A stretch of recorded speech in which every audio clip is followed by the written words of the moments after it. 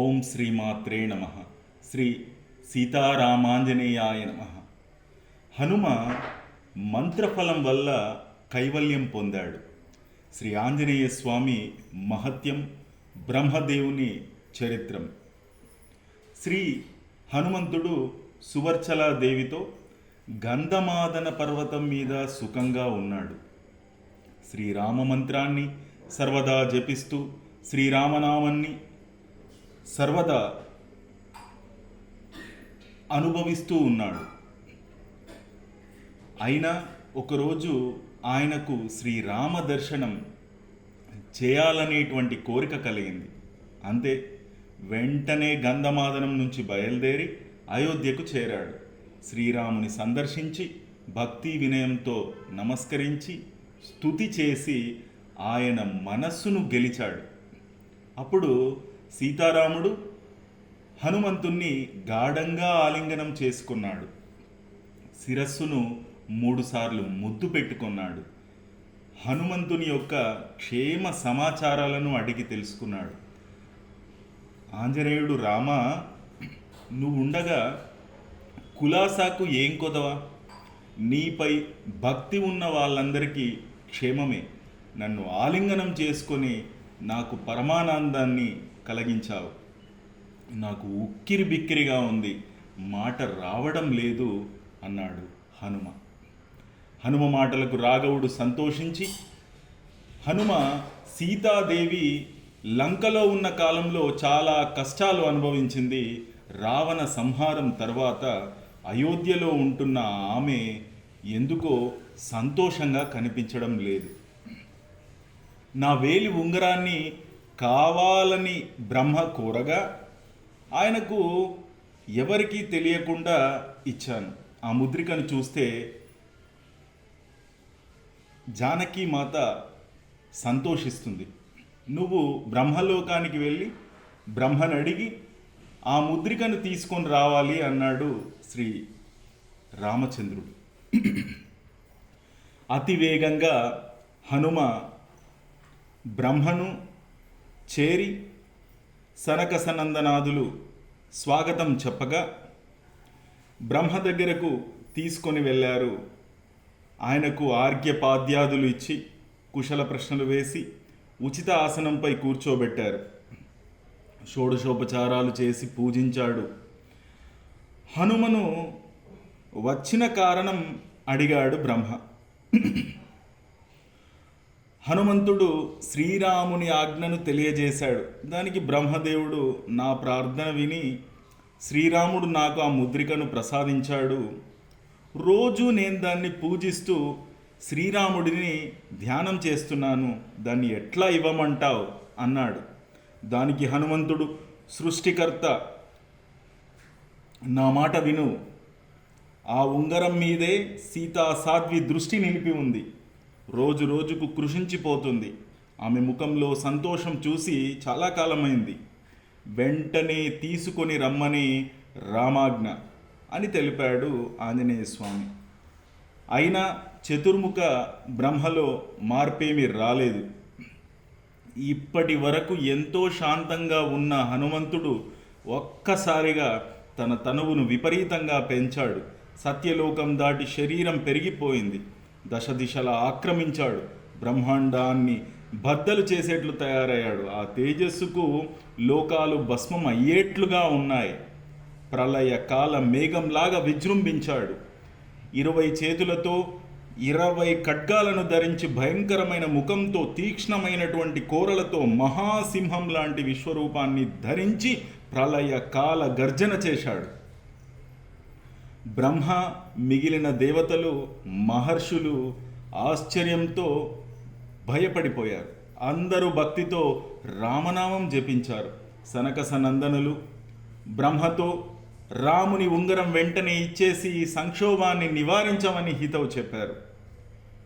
అప్పుడు బ్రహ్మ హనుమంతుని భక్తిగా స్తుతించాడు.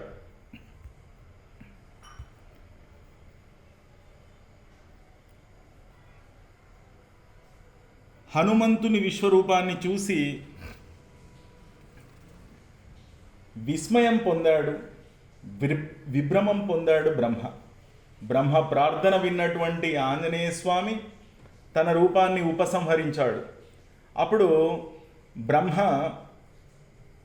హనుమ, అదిగో సరస్సు, దానిలో అనేక రామముద్రికలు ఉన్నాయి. అంతకు పూర్వం ఉన్న అనంత కల్పాలు, అందులో రామావతారాలు కనిపిస్తాయి. ఆయా అవతారాలలో బ్రహ్మకు ఇచ్చినటువంటి ముద్రికలన్నీ కనిపిస్తాయి. వాటిలో ఏది శ్రీరాముని ముద్రికయో పరీక్షించి తీసుకో అన్నాడు. హనుమ సంతోషంలో ఆ సరస్సులో మునిగాడు.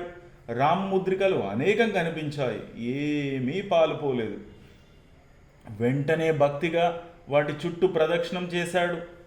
ఆది భౌతిక ఆధ్యాత్మిక తాపాలన్నీ తొలగిపోయేటట్లుగా ఆ సరస్సులో స్నానం చేశాడు, ఆనందించాడు. బ్రహ్మకు నమస్కరించి సీతారామ సన్నిధికి చేరాడు. ఆనందామృత సరస్సులో మునకలేసి వచ్చినటువంటి ఆంజనేయుడిని శ్రీరాముడు సాదరంగా స్వాగతించి, హనుమా, నువ్వు తెచ్చిన ఆ ముద్రిక నీవు, దాన్ని సీతకిచ్చి సంతోషం కలిగిస్తాను అన్నాడు. ఆంజనేయుడు జంకుతూ వెనకడుగు వేస్తున్నాడు. భక్తుని అవస్థను భగవంతుడు గ్రహించాడు. హనుమ, భక్తశేఖర, ఎందుకు భయం నీకు? నీకు నాకు భేదం లేదు కదా. భయం వదిలిపెట్టి బ్రహ్మలోకంలో నువ్వు చూసిన వింతలు తెలియజేయి అన్నాడు చాలా ప్రేమగా శ్రీరామచంద్రుడు. రాముని మాటలకు ధైర్యం తెచ్చుకున్న హనుమ, భగవాన్ నీకు నమస్కారం. సత్యలోకంలో చతుర్ముఖ బ్రహ్మ భార్య సరస్వతీదేవితో ఆనందంగా ఉన్నారు. అక్కడ బ్రహ్మర్షులు, వేదాంతులు, జితక్రోధులు ఉన్నారు. వారి భాగ్యమే భాగ్యం.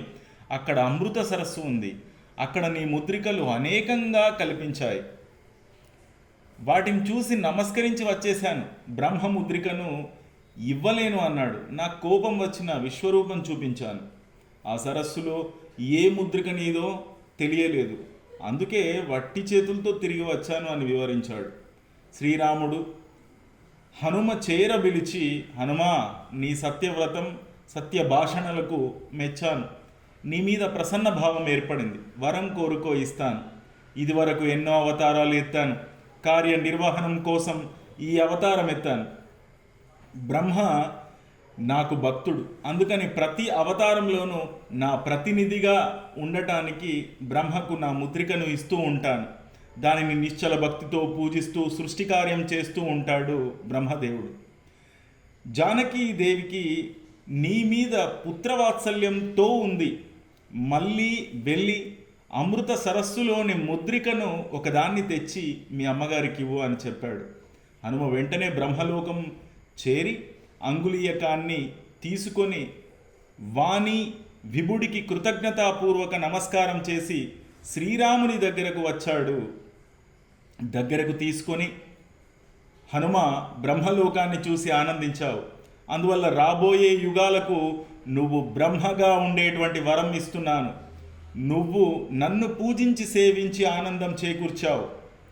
నేను సీతాదేవి నీ యందు సదా వాత్సల్యంతో ఉంటాము.